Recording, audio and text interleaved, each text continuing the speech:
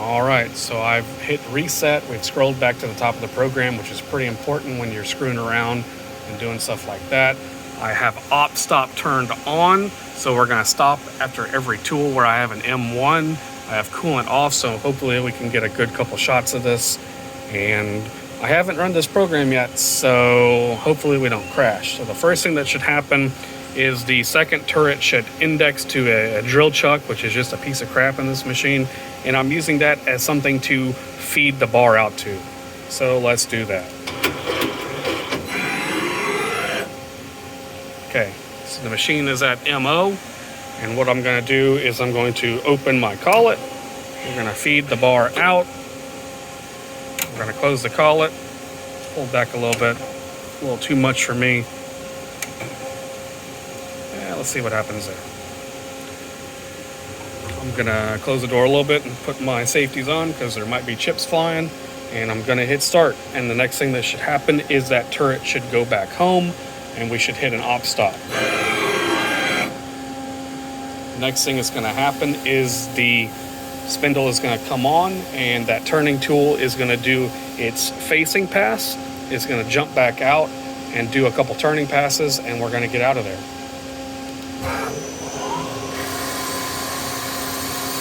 Looks like a little aggressive of a cut. I think we'll be okay.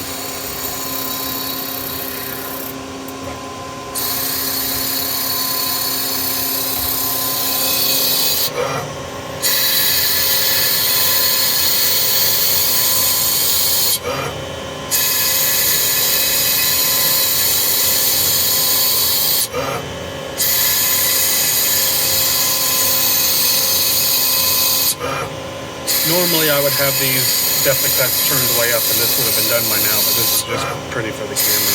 We're screwing around, so it's okay.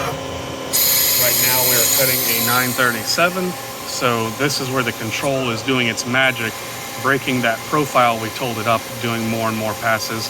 We're at 917 in diameter, we're at 897 in diameter, and it's going to keep on coming down until we hit our 15th thou over what we're doing. So it's completed that side. Now it's doing the smaller diameter, prepping for where we're going to thread. Doing my little edge break. These Fanics break it up into a nice little set of passes like that. And when it's done with that, it does a nice pretty pass, and it'll do another one after this as well. This is that G70 P1Q2, repeating that whole thing with all the nice pretty feed rates. Up, cutting that diameter, and then this turret's going to go home. And we have hit M1. Next thing we're going to do is we're going to thread. This should happen pretty quick at 2000 RPM. We'll see if we get some good footage of this.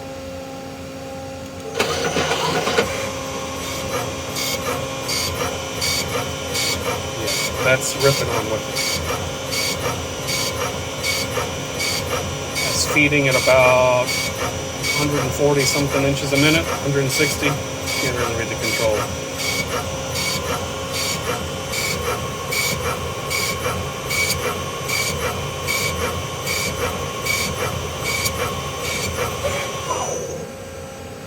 No manual lathe will compete with that. Next thing we're going to do is we're going to bring up our center drill, which is right here.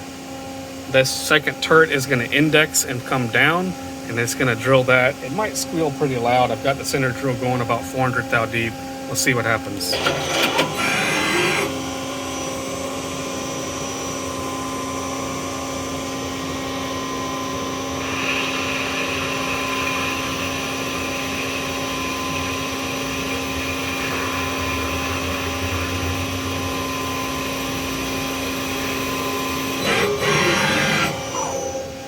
Next thing we're going to do is the long drill is going to come up in this sub turret, and it's actually poking 180 degrees back, and it'll come up and drill this 1 5/16 deep.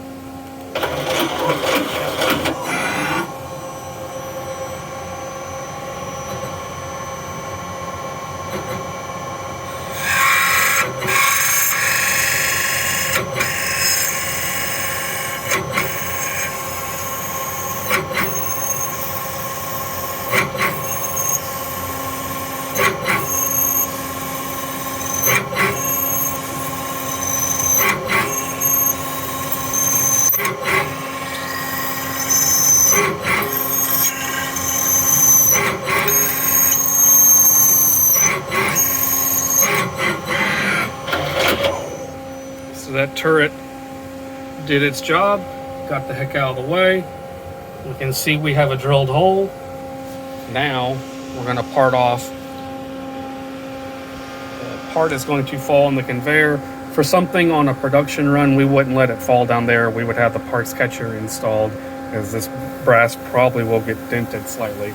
But again, because I'm just screwing around for you guys, it is what it is.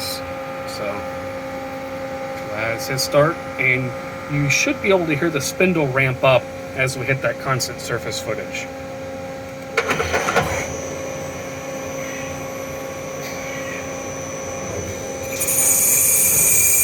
So we're at 700, 800 RPM, 850, 900. It's speeding up as we cut.